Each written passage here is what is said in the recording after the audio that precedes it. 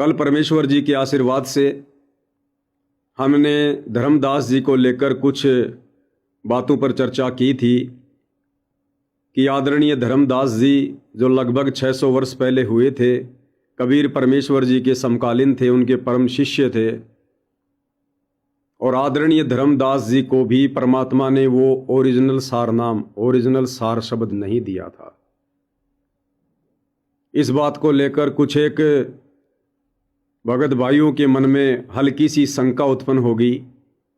उन्होंने दास को मैसेज करके शंका का समाधान चाहा।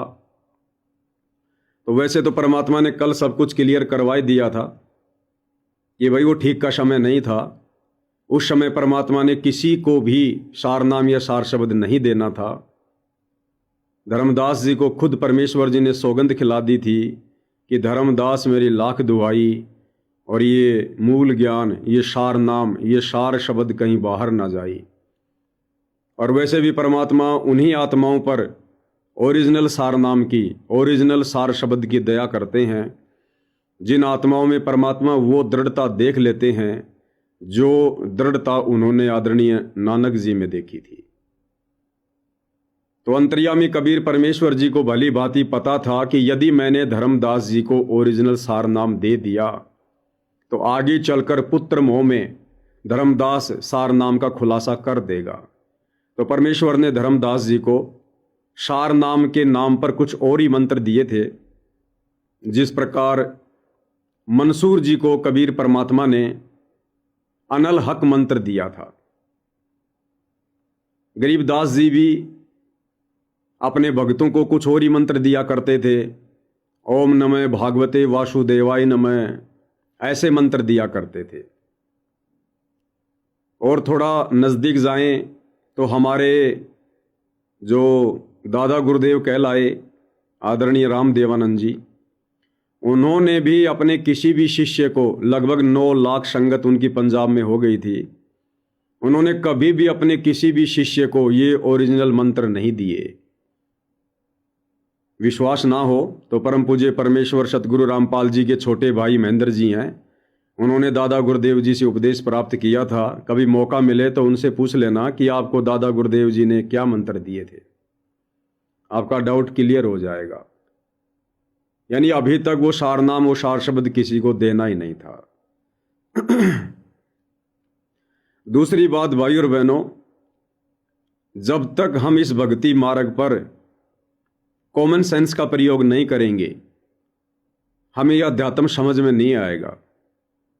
और ये कॉमन सेंस कोई बाजार में किसी दुकान पर नहीं मिलती है, या ना ही कोई दवा खाने से उत्पन्न होती है। ये कॉमन सेंस भी भगत के अंदर उसी समय उपजेगी जब भगत अपने गुरु को ही परमात्मा मानकर साध संगति से जुड़कर भक्ति करेगा। क्योंकि परमात्मा जी की वाणी है कि तत्व भेद एक न्यारा रे साधो भाई, तत्व भेद एक न्यारा, तत्व भेद एक न्यारा रे साधो भाई, तत्व भेद एक न्यारा, समझेगा कोई गुरुमुख प्यारा, तत्व भेद एक न्यारा। जो ज्ञान हमें गुरुदेव ने दिया है उसको तत्व ज्ञान कहते हैं। यानी दुनिया में जो ज्ञान प्रचलित है, सदियों से साधु संत महात्मा ऋषिजन आचार्यजन शंकराचार्य जो ज्ञान सुना रहे हैं वो सामान्य ज्ञान है। फिर पूज्य गुरुदेव भगवान ने आकर हमें जो ज्ञान दिया उसको तत्व ज्ञान कहते हैं। और पूज्य गुरुदेव भगवान के तत्व ज्ञान का जो निष्कर्ष निकालेगा, यानी उनके तत्व ज्ञान का जो सार निकलेगा, उसको तत्व भेद कहते हैं। और ये तत्व भेद हर एक भगत के वश की बात नहीं है कि वो निकाल सके। समझेगा कोई गुरुमुख प्यारा। अब गुरुमुख प्यारा कौन होगा? जो अपने गुरु को ही परमपिता परमात्मा मानेगा, परमेश्वर मानेगा, कबीर जी मानेगा, अपना इष्ट, अपना आराध्य देव मानेगा, और हर प्रकार से मर्यादा में रहेगा और टारगेट केवल मोक्ष बनाएगा।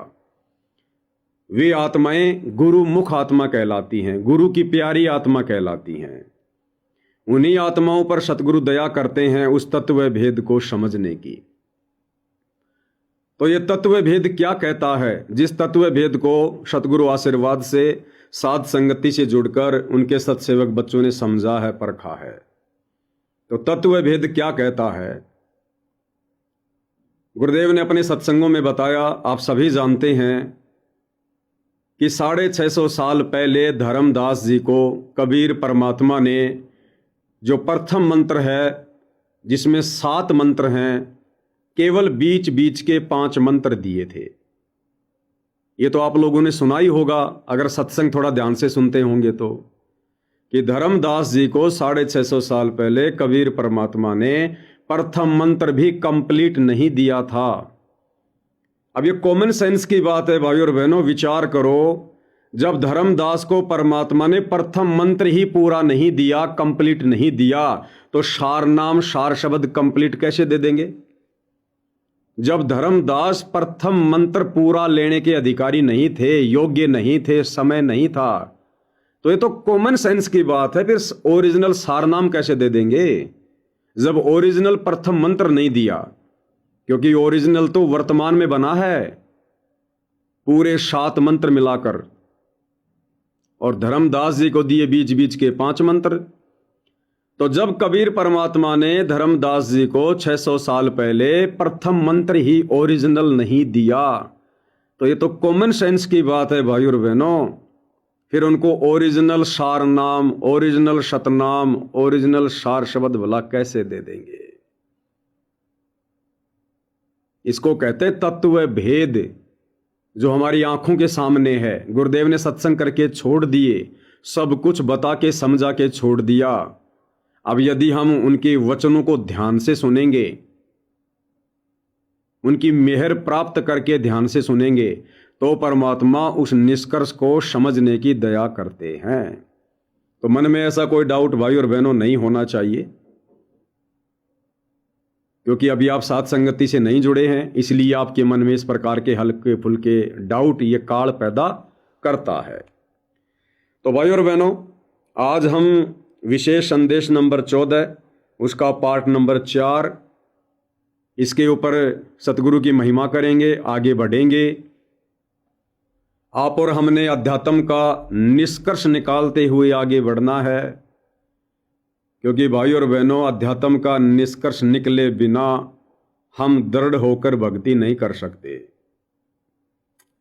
और सतगुरु रामपाल जी परमेश्वर जी की जिम्मेदारी केवल धर्मशास्त्रों का सार निकालकर आप और हमें सत्संगों के माध्यम से देने की थी। अपने खुद के सत्संगों का सार सतगुरु रामपाल जी निकाल कर नहीं देंगे, और सतगुरु रामपाल जी के सत्संग उन धर्म शास्त्रों से भी अति गूढ़ हैं, सांकेतिक हैं, कोड वर्ड में हैं। तो उनके सत्संगों का सार, उनसे आशीर्वाद प्राप्त करके, उनकी मेहर प्राप्त करके आप और हम भगत भाई बहनों ने साध संगति के माध्यम से निकालने पड़ेंगे। इसीलिए परमात्मा जी ने साध संगतियां रखवाई है, ताकि मैंने जो अनमोल ज्ञान इनको दे दिया, उस ज्ञान के ऊपर ये कितने खरे हैं, कितने दृढ़ हैं, इस ज्ञान का सार निकालकर ये किस प्रकार से भक्ति मार्ग पर आगे बढ़ते हैं।